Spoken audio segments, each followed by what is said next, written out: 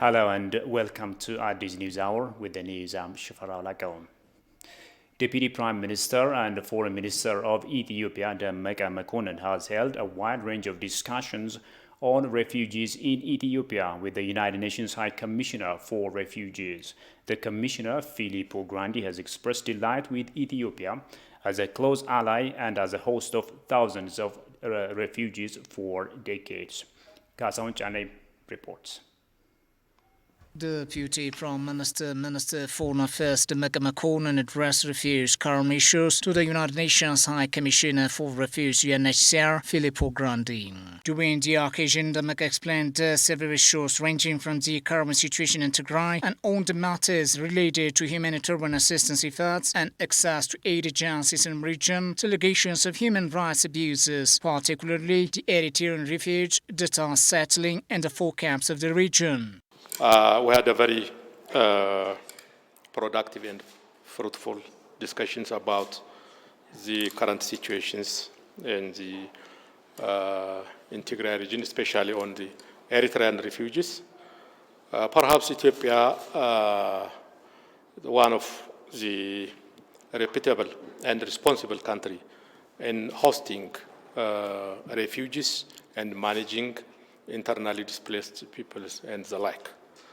He had really his own observations, what's going on there, the current situations, the challenge, and really had a very good discussion about this matter on how to address outstanding issues and crises there. On our side, we're very much committed to address outstanding issues there, because the root cause of the crisis and the problem is clear, and our government focus and concern is on how to reorganize itself and how to restore law and order and to maintain a regular system there. Within this framework, our government focus on rehabilitation, reconstruction, and on humanitarian issues, and at the same time addressing the issues related to refugees. Based on that, we have developed a fast-track program in this regard.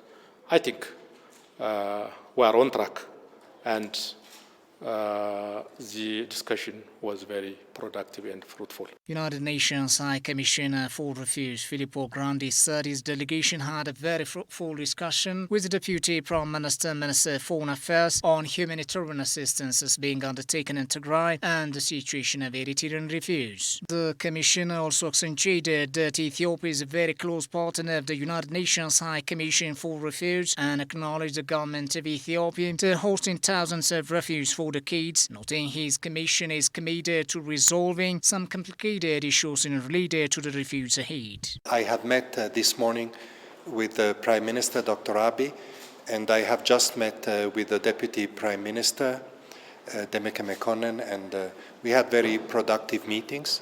We discussed the humanitarian situation in Tigray and how to accelerate the relief operation for the many people who are in acute need of humanitarian assistance.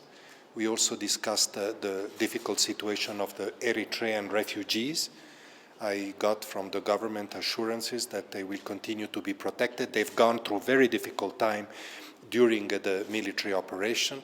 I was myself in Ma'aini, one of the refugee camps, and we will try to relocate them in those camps.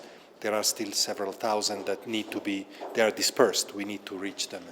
And I'll give more details later at the operation, but I want to simply stress that I have come here to Addis because Ethiopia is a very close partner of my organization, of UNHCR.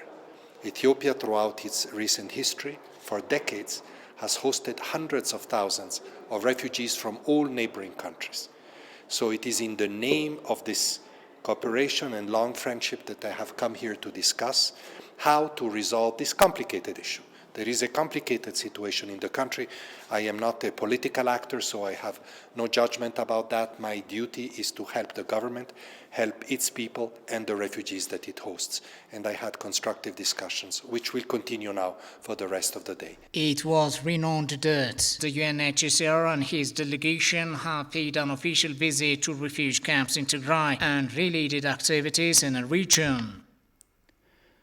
The Minister of Transport, Dagmawit Moges, says the ever-first transport policy of Ethiopia comes up with new ideas and modes of transport, including cable car and pipeline transportation. The new transport policy provides clear guidelines on how the country is going to enhance the existing transport systems, including inland water transport system. Goshu Melissa presents the story as follows. The National Transport Policy. Talking to Policy Matters interview at the Office of Prime Minister of Ethiopia, Minister of Transport Dagmawit Moges said the ever-first 10 years plan come up with new ideas and new modes of transportation. The National Transport Policy, which is the first policy of our country. And this new policy come up with new ideas and with new different modes of transport, like that of the cable car, the pipeline transport.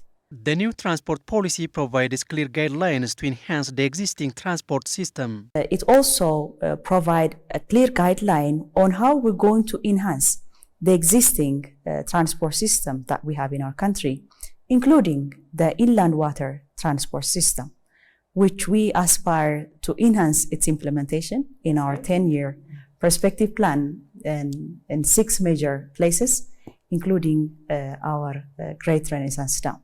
Dagmawit explained that during the past 3 years, the country has managed to formulate different kinds of organizations with the private sector and the Ethiopian diaspora living around the world. The private sector priority and the priority that we have given for the engagement of the private sector is one of the major departures even that we have in our 10-year perspective plan.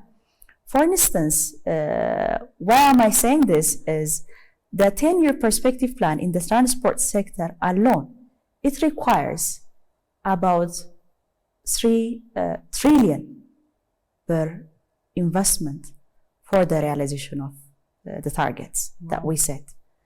So this is not something that can be done by the government alone.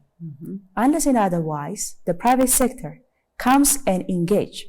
Unless and otherwise, the private sector make a joint venture with a foreign investor. Unless and otherwise, we engage the foreign investors to come and invest in the transport infrastructure development as well as service provision. The issue of quality in infrastructure development should not be compromised, she noted. Now moving on, Ethiopian candidate for AU Commissioner of Education, Science, Technology and Innovation, Professor Hirut Woldemariam aspires to swiftly transform the continent's education system and instill Pan-Africanism among youth and children in Africa. This came during testimonial held here in Addis Ababa yesterday. Sentayo Tamrat reports.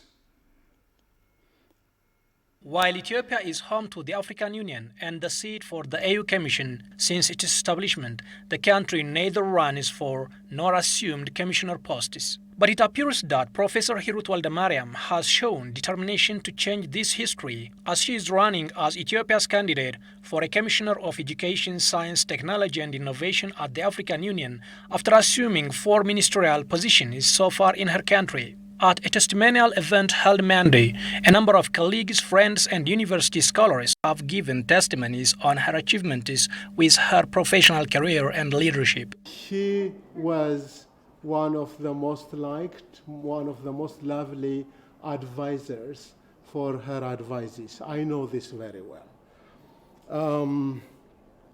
She has been seriously concerned since our undergraduate program. She has been always seriously concerned about the deteriorating quality of education in Ethiopia. And when she assumed the ministerial position and the Moshe, I was so happy and excited to see changes, especially in the Ethiopian higher education. And I think she did all her best to transform the Ethiopian education system for the better. Her research works, even though they focus on Ethiopian languages and cultures, she is inclined to do research and to produce materials in the applied areas where linguistics is applied in sociology, in politics, in anthropology, and in technology and sciences. And some of her works, well, as I mentioned it earlier, it's the tip of an iceberg because I cannot take all the time to talk about the individual articles and books she contributed. Professor Hirut is a hard-working, bold, fearless leader who changes challenges into opportunities, they described her.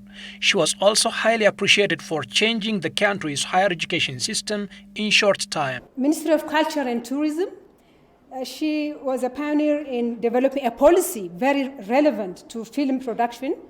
And the other one is the branding of tourism, land of origin.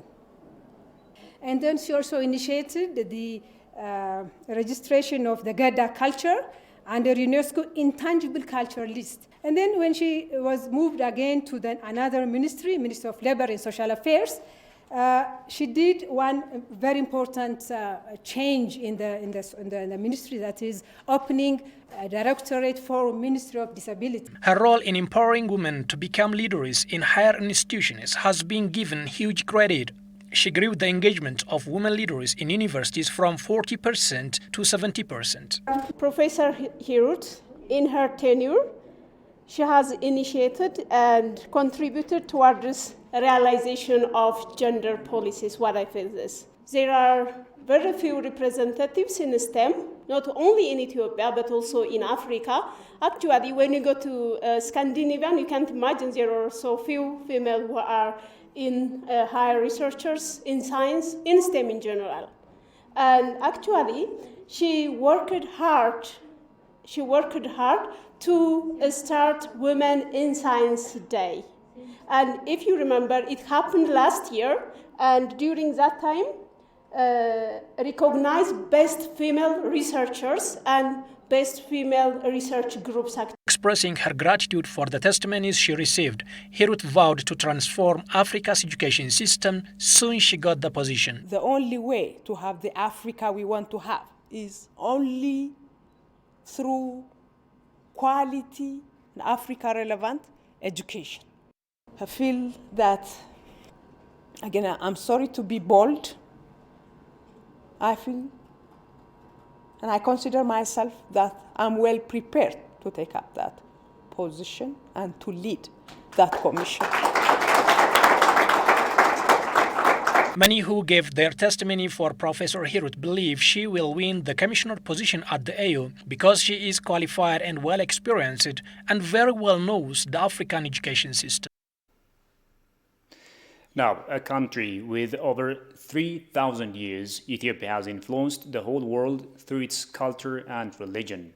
This, coupled with the historic fact that the country has never been colonized by Europeans, makes Ethiopia unique compared with other African countries. The remark was made by Assistant Professor and Instructor Dr. Jill Humphreys in an exclusive interview with English. Listen to this. Dr. Jill Humphreys is an assistant professor and part-time instructor for the University of Toledo's Africana Studies program. She is a 2019 Fulbright Specialist Scholar, former 2018 Ambassador's Distinguished Scholar for Ethiopia, and currently international faculty with the Govan Mbeki Research and Development Center at Fort Hare University in South Africa. The American scholar has traveled throughout the world, featuring over 3 decades of tour in Africa. She says Ethiopia is unique. I have been traveling Africa for over 33 years. I started at age 22, so you can do the math there. And I would say that Ethiopia stands out to me because it's the cradle of humanity.